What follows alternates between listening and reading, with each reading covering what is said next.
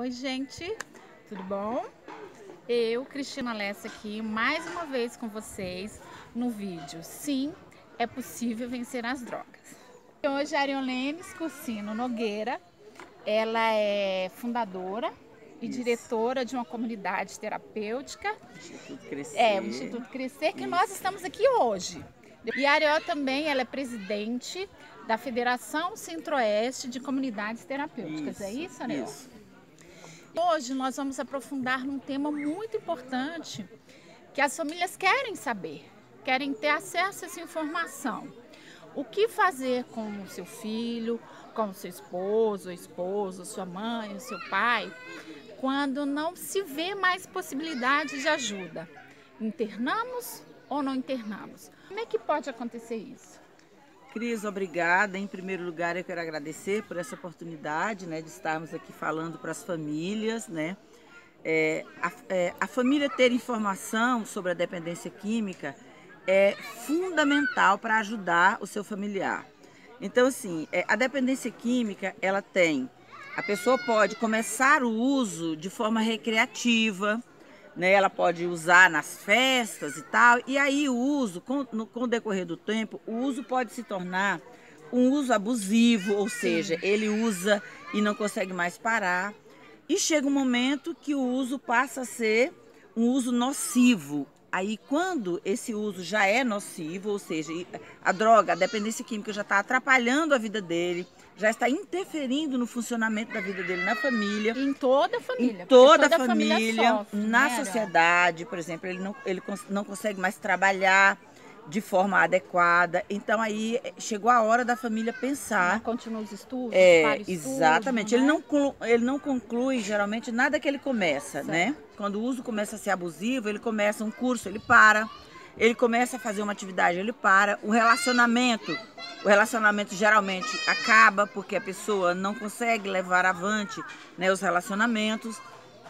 Então, quando a pessoa chega nesse ponto, ela precisa ser tirada do ambiente de uso para ir para um local de tratamento, Nós trabalhamos em comunidade terapêutica e nós recomendamos o trabalho que fazemos, porque nós acreditamos nessa modalidade de tratamento. Nós acolhemos pessoas aqui do sexo masculino.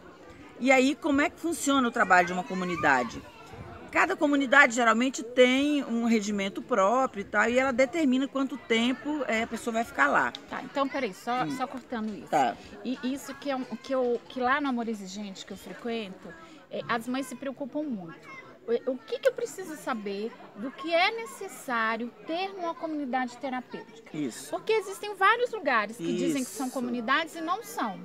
Como que é isso? Como é que eu vou saber que aquela comunidade terapêutica ela é regulamentada ou oficializada? Como que é isso? Ok, boa, excelente, Cris, é importantíssimo isso. Nós temos entre o Distrito Federal e em torno aproximadamente 100 instituições, eu acredito que hoje deve ter mais, que acolhem dependentes químicos. Só que essas instituições, na realidade, não são credenciadas junto ao Conselho de Política sobre Drogas.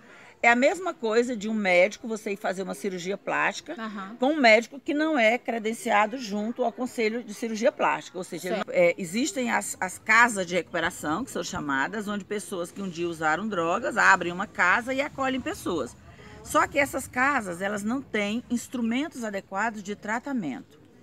O que diferencia uma dessas casas de uma comunidade terapêutica? Certo. A comunidade terapêutica ela é um instrumento de recuperação que obedece à resolução número 29 da Anvisa. Gravem esse número. Vocês podem pesquisar na internet, RDC 29 da Anvisa. Então, a RDC 29 da Anvisa diz como deve ser o tratamento numa comunidade terapêutica, ou seja, tem que ter profissionais de nível superior para ser o responsável técnico, o responsável técnico substituto, tem que ter uma equipe técnica, No nosso caso aqui, toda a nossa equipe técnica fez FEBRACT, que é o curso de formação que tem em São Paulo, que forma conselheiros e monitores em dependência química. A terapêutica, ela tem que andar conforme os pressupostos dessa resolução. Certo. E aí, a partir disso, por exemplo, ela tem que ter a licença da vigilância sanitária, que é importantíssimo. Sim. Ela tem que ter, os documentos, alvará de funcionamento, vigilância sanitária, CONEM, Conselho de Política sobre Droga do Distrito Federal. Certo. E a partir daí ela tira outros registros, vou dizer, onde você, família, for levar um parente seu, pergunte se tem alvará de funcionamento, Autorização da vigilância sanitária, autorização do CONEM DF. Certo. Hoje, no Distrito Federal, só existem 20 instituições, das mais de 100 que nós temos, só existem 20 que têm registro no CONEM. Do Distrito Federal tem hoje 152 vagas sociais em comunidades terapêuticas, em 5 comunidades apenas. Essas comunidades trabalham segundo a legislação. Certo. Elas entraram no edital e se credenciaram e têm vagas. Por exemplo, aqui nós temos 15 vagas que o governo financia para trazer pessoas que não têm família, pessoas que estão em situação de rua e tal.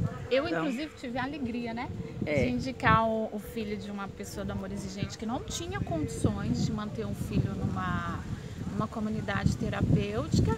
E eu liguei para Arió, expliquei a situação, falei de tudo, que ele estava numa área de risco mesmo, já chegando ao tráfico, né? E hoje ele está aí. Você disse que ele é um milagre do Senhor, né? O que os pais têm que entender é que eles não precisam ter vergonha.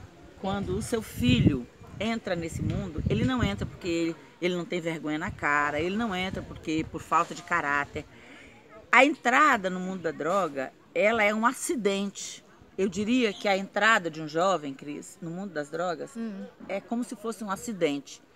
Ele entrou achando que era uma coisa e quando ele entrou era outra, e aí sair é outra história. É outra história. Depois que entra, para sair, por quê? Porque torna-se uma doença, é uma dependência química, é uma doença. No Conselho Federal de Medicina tem lá os CIDs, a pessoa pode entrar, inclusive, licença médica, licença pelo INSS, por causa dessa doença. É uma doença. Inclusive os pais que estão com filhos em tratamento, que ainda não chegaram à internação, mas que estão ainda naquele processo, como a gente conversou uma vez, sobre o convencimento do jovem, porque tem esse papel da família também, né? O poder de persuasão e de convencimento dele vir para uma comunidade terapêutica, porque a comunidade terapêutica tem um detalhe. O jovem, para ele estar aqui, ele tem que querer, não é isso? Ele não fica numa comunidade terapêutica involuntariamente. Existem 3 tipos de internação. Internação voluntária, acolhimento é o nome certo, acolhimento voluntário, que é o que as comunidades terapêuticas podem fazer.